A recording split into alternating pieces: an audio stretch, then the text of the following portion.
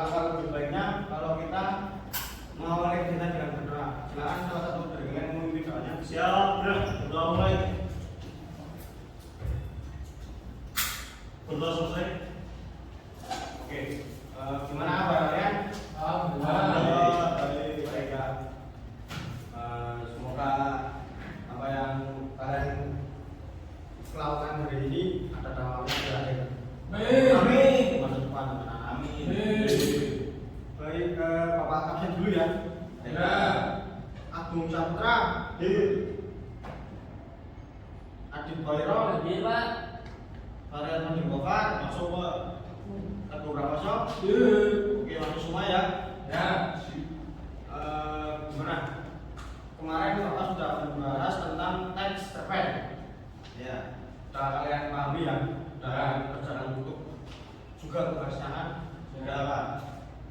Baik, Bapak di sini akan menjelaskan tentang materi teks sejarah. Kalian tahu nggak sih sejarah itu apa?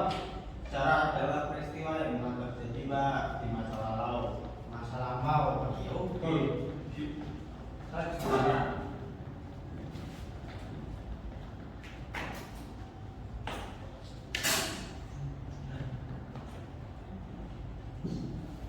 Lah, teks sejarah itu ada tiga struktur ataupun instrumen. Yang pertama itu ada pendahuluan Orientasi. atau orientasi.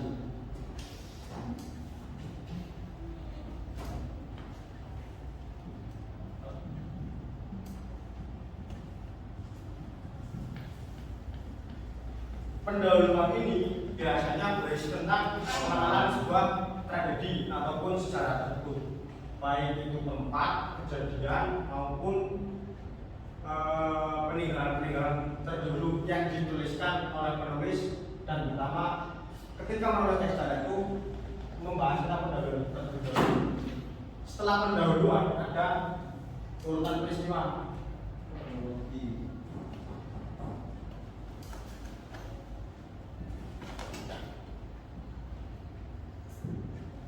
Urutan peristiwa itu membahas apa yang ada di dalam sejarah tersebut. Itu membahasnya karena sudah menganalisis terlebih dahulu dan ditulis dalam teks sejarah.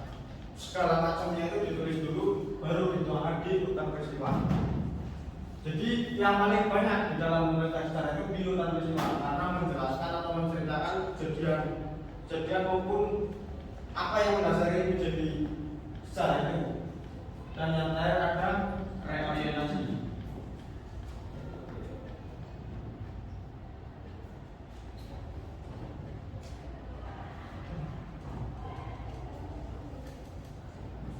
Atau penutup.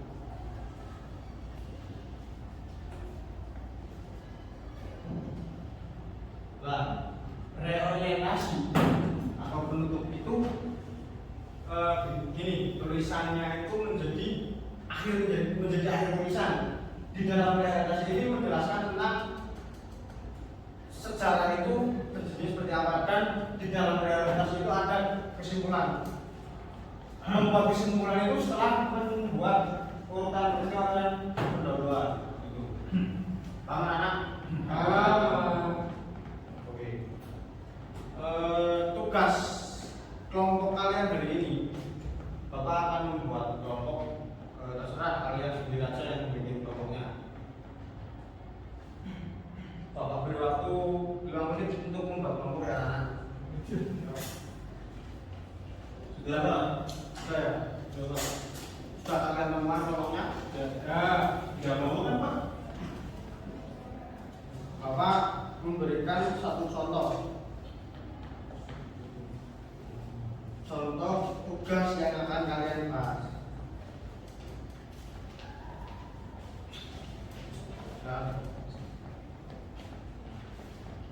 Mas, HP-nya dulu aja ya Mas ya. Kamu topinya juga. Oh iya, nanti diambil. Jangan pembahasannya apa? Halo Pak. Kita lanjut lagi. Aku berikan contohnya. Baca dan amati barang kelompok kalian yang anak. Ya. waktu 5 menit.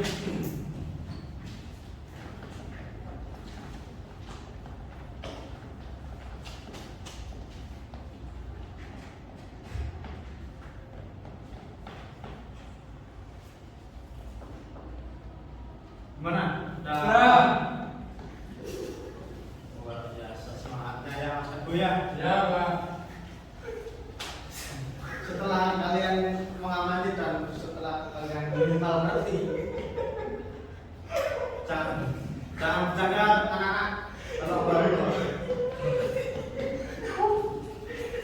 Bapak di sini membawa media untuk tugas kalian, untuk tugas bapak kalian ya.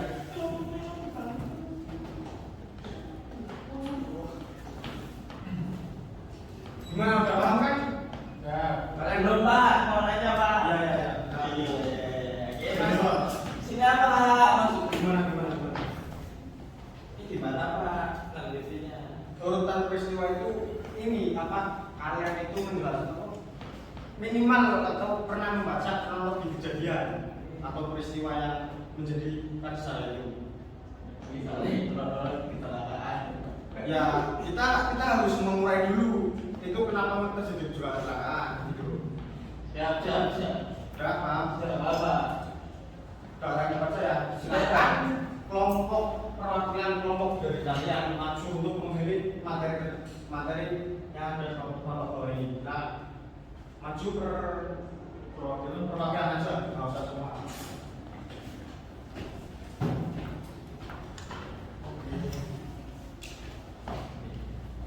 Silakan usah dulu.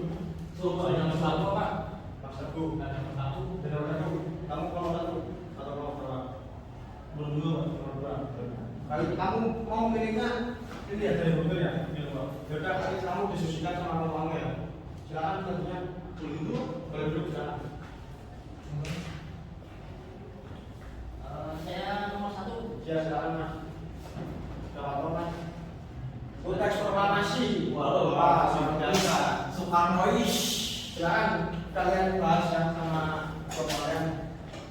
Kamu mas antara mas saya pak. Nomor 3. Rekan-rekan ya. Jejak prestasi ya. Pahlawan wanita ya. Ya. Khususnya para Maaf ya, Pak.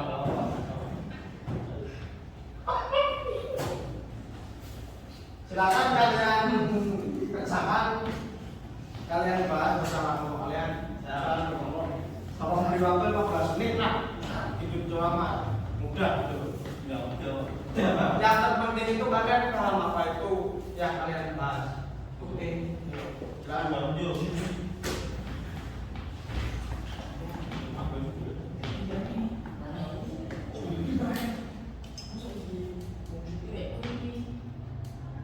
Anak-anak ada yang susah. Ini Pak, saya kan sudah nemu kan, Ya. terus gimana Pak? Apa yang saya katakan? Ini kan bagian ininya gimana? Bagian Ya udah, orientasi. kamu ini sudah betul tadi sebenarnya menjelaskan tentang peninggalan dari agama Buddha itu. Sudah betul itu kamu orientasinya atau pendahuluannya? Pendahuluan peristiwanya betul. Udah nanti perwakilan dari kalian itu maju aja. Oke. Ada yang lain yang susah? Ya, Pak. Udah. Udah mulai dijawab gimana ini? Ya, Ya. Oh, luar biasa sekali ya.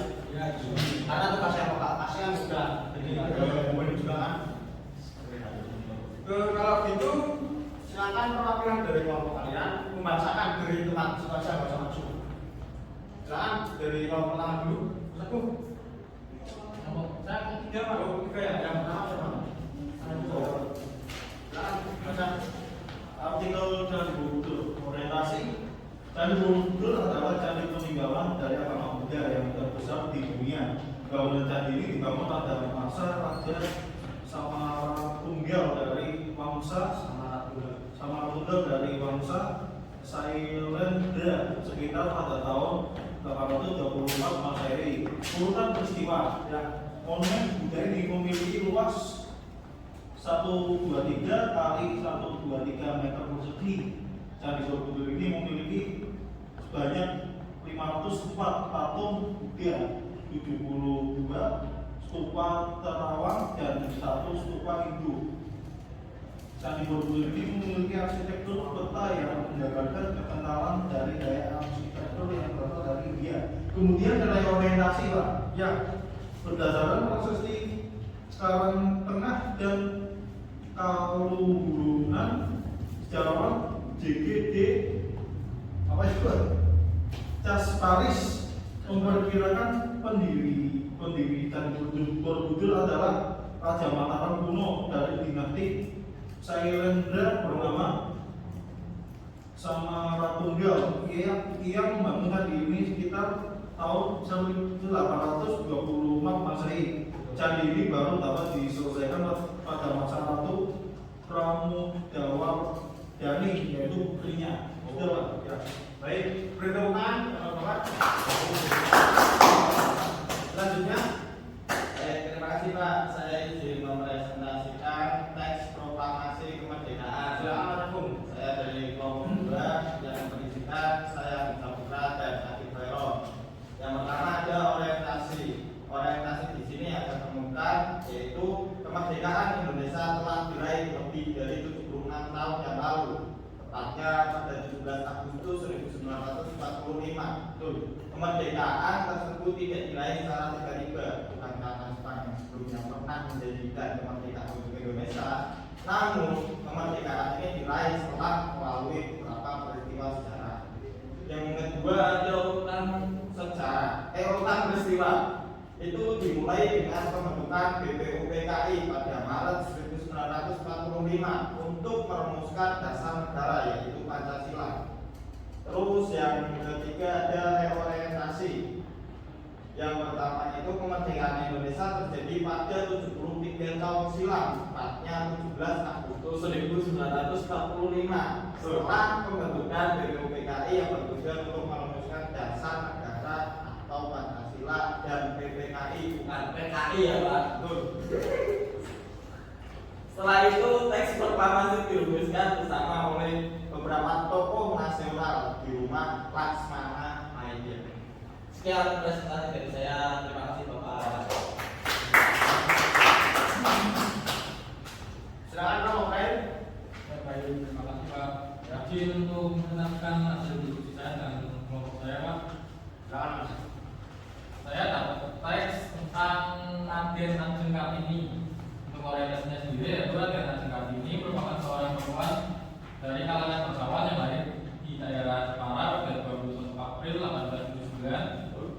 Beliau adalah Raden Ajeng Kartini Joyo Adiningrat, adalah nama lengkap, tapi beliau biasanya disebut dengan R.A. Kartini. Di usia 25 tahun, Kartini menghembuskan nafas terakhirnya setelah beliau melahirkan R.M. Sulamit, yakni pada tanggal 17 September 1904. Untuk urutan peristiwa sendiri yaitu ketika R.A. Kartini berusia 12 tahun, ia memulai perjuangannya di dunia pendidikan agar memperoleh pendidikan setinggi-tingginya. Namun sayangnya keinginan tersebut mendapat tentangan keras terutama dari ayahnya. Terus untuk yang terakhir yaitu reorientasi. Atas semua dasar yang telah diberikan Raden Ajeng Kartini, terutama di bidang pendidikan untuk wanita, beliau mendapatkan penghormatan dan penghargaan. Di sana Kartini ditetapkan sebagai seorang pahlawan nasional Indonesia secara resmi yang didasarkan sifat dan keyakinan beliau untuk terus mendapatkan pendidikan dan mencari ilmu setinggi langit yang patut ditiru. Sebab di usia itu kebanyakan perempuan dahulu sudah dipingin dan menikah. Hingga suatu hari R.A. Kartini menikah dengan seorang bupati Rembang yakni Adipati Aryo Singgijoyo Adiningrat. Hal yang tak terduga ternyata Adipati Aryo Singgijoyo Adiningrat sangat mendukung Kartini agar dapat meraih impiannya. Beliau bahkan mengizinkan Kartini mendirikan sekolah wanita. Baik, demikian Pak dari saya. Terima kasih. Terima kasih perhitungan Bapak Guru. Sampai sini kalian paham ya gimana itu kalau kita mau menuliskan sejarah. Yang penting kita paham dengan sejarah tersebut, kita pahami dulu, bukan kita pahami dulu secara yang akan kita tulis.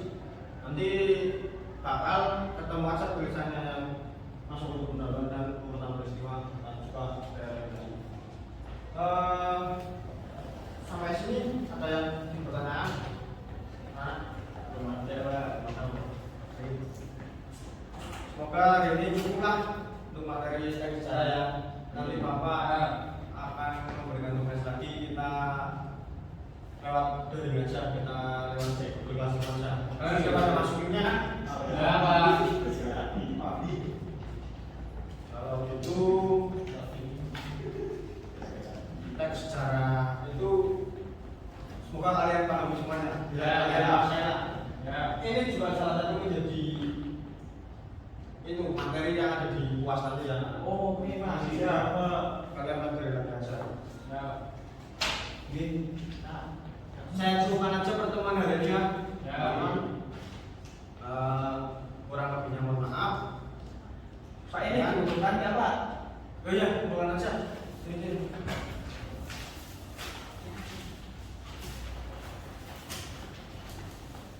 Terima kasih anak-anak. Bapak coba